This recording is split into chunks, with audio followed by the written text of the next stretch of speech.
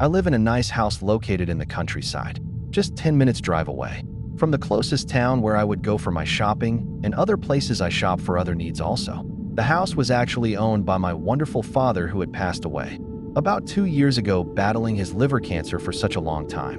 We owned the house for the last 10 years, bought by my father. I usually do my own lawn work and fix up everything myself, which has been part of my chores when my father's still alive, living along with me and my mother.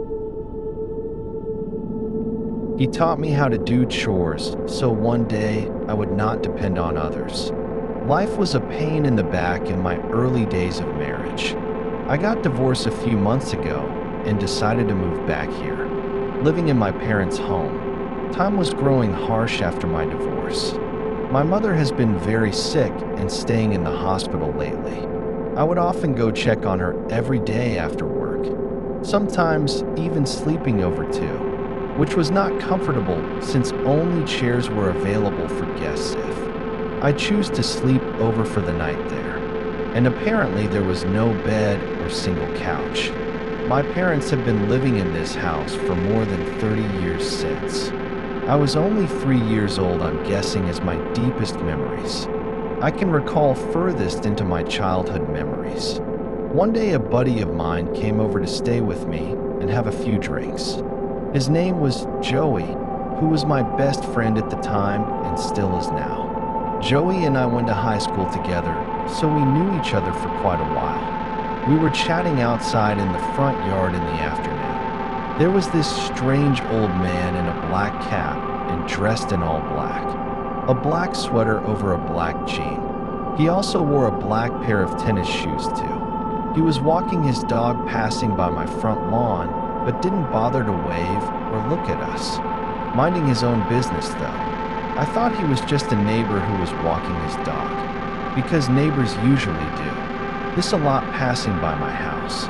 What was more different from this old man was that he didn't bother to look or wave at me like others do.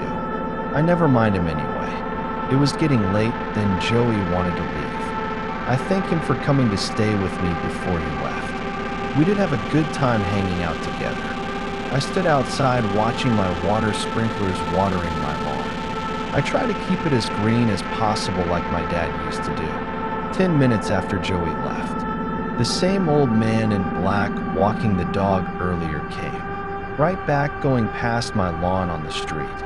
I thought he was actually turning back to go home. Still, he didn't even bother to wave to me and mind his own business, though I didn't mind either. I walk over to my car parking on the driveway. It was because I needed to see if it was locked, which I typically forget to lock it sometimes. Then it would be found unlocked on the next day. This is something I hate about forgetting things. The car wasn't locked as I looked, so I had to lock it. The second I opened the car door, I saw my gym bag sitting in the passenger side seat. I reach inside, leaning forward to grab my bag. My head looked over my right shoulder for a quick glance, seeing something. It was the old man in black again, instantly appearing. He was standing across from the street, just staring at me through the car for what I was doing. I got out of my car and stood up, seeing the old man appear standing right across from the street, which he may have crossed a while ago, when I was still getting out of my car. I find it very unusually strange. Why would a strange old man try to stand there gazing at me? Other than that, he doesn't want to say anything either. The old man then walks away towards the left with his dog. It was like he was trying to ignore me. I walk all the way down to the sidewalk and take a glance at him. For some reason, he wasn't even trying to turn around. Sensing he knew, I was aiming at him from where I was. I thought the old man was just being strange for the moment, so I didn't bother again, and just left back to go turn off my water sprinklers for the night. A while later, I was watching the news. I was getting thirsty. I headed to the kitchen to pour me some juice to drink. I was standing by the sink washing my glass until I saw the old man again. He was walking slowly past my lawn with his dog again. His face was seen staring at my house. I was telling myself, what does he even want? Especially by showing up like this at midnight. I was curious, he may have been a friend of my father. My other thought was that he may be a thief or something. I decided I should just go out there and ask him something. Having a stranger like this coming in the middle of the night stalking my house is scary. I told myself that second. I rushed to the front door and opened the door, screaming, "Can I help you, sir?" The old man started walking away and ignored me again, like he didn't want to talk or see me at all. I then go on after him, going as fast possibly as I can, quickly leaving out the house, not closing the door behind, being such in a rush after him. The old man's dog stopped, then saw me coming from behind. Then it began barking, right at me like it wanted to tear me up. I got a little afraid of the dog and stopped from the end of my front lawn grass. I wanted to say more, but I felt that I couldn't. Somehow my mind literally stopped me from saying anything more, since he was just an old man acting strange. I watched him head across the street, going towards the left again. I wish I could do something about it. At the same time, he hasn't even done anything to me yet. About 30 minutes later, I hid behind my window and waited for him to show up again. When 30 minutes had passed, then in fact he did return again, but this time without his dog coming along.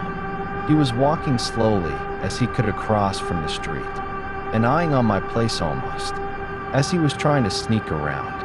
The old man was stalking me and what I should do.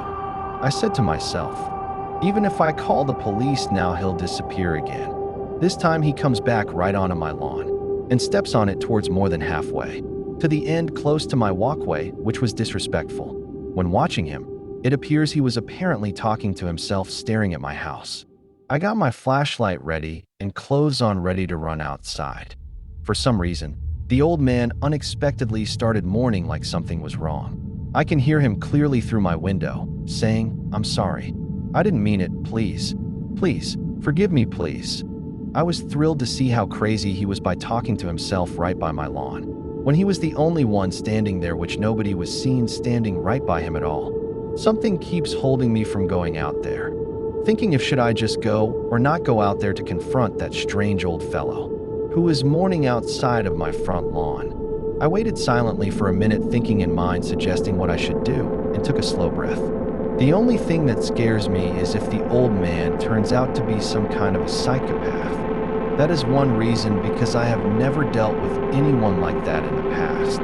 I can still see from my blind over the window, seeing the old man talking to himself in tears, mourning a lot. I feel my hands sweating under my palm, holding the flashlight already. It's just that I couldn't handle it anymore. Having creepers coming outside of my house and stepping on my front lawn. I walked to the front door and quietly unlocked it and stood there for a few seconds, taking a deep breath, counting in my head to 3 then. I opened the door, quickly walking to the front lawn before the old man tries to back away. "What the heck is wrong with you?" I yelled directly at him. "This is my home. You've been creeping around my house all day. You want to tell me what you want here?" The old man wipes his tears and looks at me, appearing very heartbroken, like he has done something or lost someone. He took off his cap that very second and held it in front of him. "I'm going to call the police. If you don't tell me why you are always coming by here to stalk at my place, mister."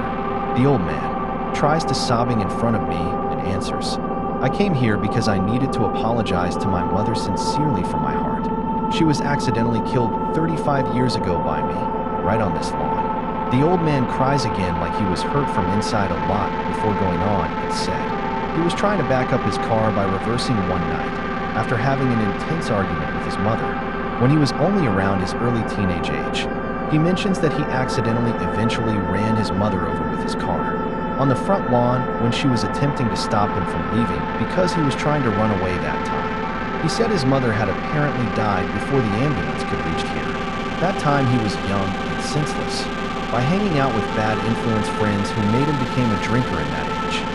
So he lived his whole life trying to never return to this home. After his mother died and moved far away to live with his father, he told me he just returned to town, like a few days ago, and wanted to come check at the house one last time. He happened to see his mother's spirit standing here about a few nights ago, standing right on my front lawn. He was pointing at a spot which was right beside where I was standing by. My eyes open up wide and scooping back away from where he pointed, exactly on the grass. That cold feeling just brushes my face with a breeze of cold air. He kept mourning, repeatedly pointing at that exact spot where his car was reversing that time and ran his mother over. I can imagine it happening in my own eyes when he explains the story to me. After the story, I just happened to let him go and didn't bother trying to call the cop on him anymore. But I was very scared to find out about a person who died on my front lawn about 35 years ago, even though it was a house owned by my own parents for many years. And we never knew there was such a tragedy event story like this has happened here. Especially when I was the one taking care of the front lawn and now realizing a person was killed, right beside where I am standing on the grass. That night, I didn't go to bed no matter how tired I was.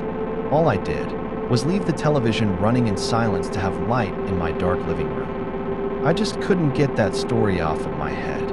I began to wonder if my father had even experienced anything unusual like this when he lived here.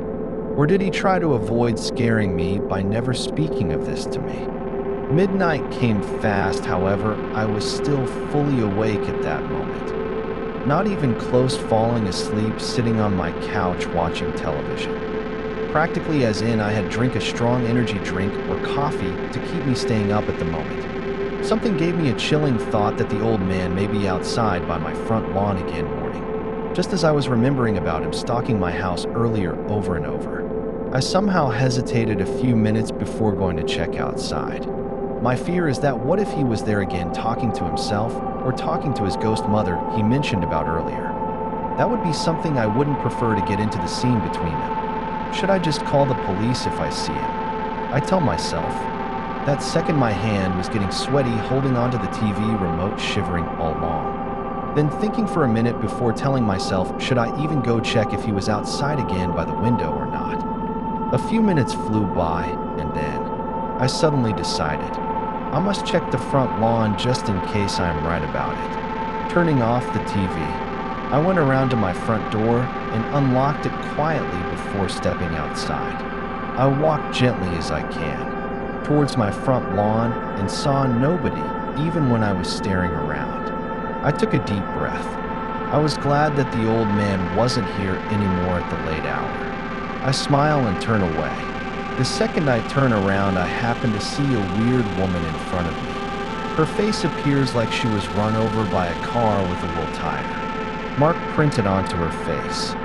She had brunette hair tied as a loose ponytail and wearing a long sweater over a torn knee jean. I remember she suddenly yelled at me with the most terrifying voice which I have ever heard, saying, "Don't you dare leave me, John." I quickly scooted aside in fear after my heart dropped while she kept eyeing on me as I was moving away, and then quickly rushing right back into my house, closing the door, hearing her terrifying voice even getting closer, like she was walking towards my front door from outside. My heart drops hearing her voice, repeatedly saying something over and over. "Don't you dare leave me, John. Don't you dare leave me, John." My saliva was even drooling out of my mouth, backing away from the door, fearing that she may walk right through the door, like a ghost would as it was seen in movies. It sounded like she just stopped outside right in front of my door, repeating the same words to scare me. I then walked over to the window in the living room to check if she was still standing there. Eventually, she disappeared the second I got there, and her voice wasn't heard again. Now I realize it was the old man's mother who died on my front lawn. The printed wool tire mark on her face appears as the exact thing, like he had told me about what he did by running over her directly on the face. That even kept me awake.